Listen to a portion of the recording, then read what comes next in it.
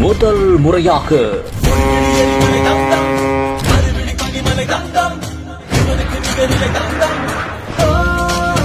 பதுங்கி பதுங்கி பாய்ந்த ராணுவ படை, வானில் இருந்து இறங்கி அடித்த விமானப்படை, கடலில் இருந்து மிதந்து வந்து மிரளவிட்ட கடற்படை, முப்படைகளும் ஒன்று சேர்ந்து ஓடவிட்ட கூஸ்பம் சம்பவம்.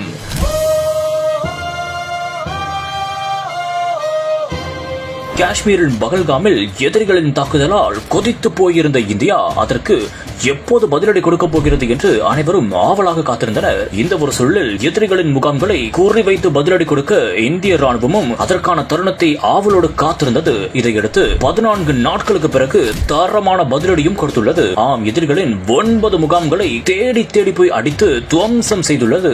இதற்கு ஆபரேஷன் சிந்தூர் என்று பெயர் வைத்து இந்திய ராணுவம் சும்மா மிரள விட்டுள்ளது என்றே கூறலாம். ஆனால் இப்படிப்பட்ட ஒரு சம்பவம் 54 ஆண்டுகளுக்கு பிறகு முதல் முறையாக நடந்துள்ளது என்றால் நம்ப முடிகிறதா? ஆம், பாகிஸ்தானுக்கு எதிராக 1971ஆம் ஆண்டு போர் ஒன்று நடந்தது. அப்போதுதான் இந்திய ராணுவம் கடைசியாக ஒரு சம்பவம் செய்திருந்தது. அதாவது 54 ஆண்டுகளுக்கு முன்பு ராணுவம், விமானப்படை, கடற்படை என 3 படைகளும் ஒன்று சேர்ந்து தாக்குதல் நடத்தியுள்ளது. அதற்கு பிறகு, அதாவது 54 ஆண்டுகளுக்கு பிறகு தற்போது 2025ஆம் ஆண்டு அதே சம்பவத்தை தற்போது செய்துள்ளது இந்தியா. பதுங்கி பதுங்கி இந்திய ராணுவ படை வீரர்கள் போய் தாக்கியுள்ளனர். மேலும் இந்திய விமானப்படை விமானத்தில் இருந்து எதிர்பாராத நேரம் பார்த்து தாக்குதலும் நடத்தியுள்ளனர். அதே போன்று கடல் வழியாகவும் ஊடுருவி சென்று இந்திய ராணுவம் தாக்குதல் நடத்தியதாகவும் தற்போது தகவல் வெளியாகி இருக்கிறது. மேலும் முப்படைகளும் ஒன்று சேர்ந்து எதிரிகளை மிரள விட்டு சிம்ம சொப்பனமாக திகழ்ந்துள்ளதால் சமூக வலைதளங்களில் தற்போது இந்தியாவை அனைவருமே பெருமையாக பேசி வருகின்றனர்.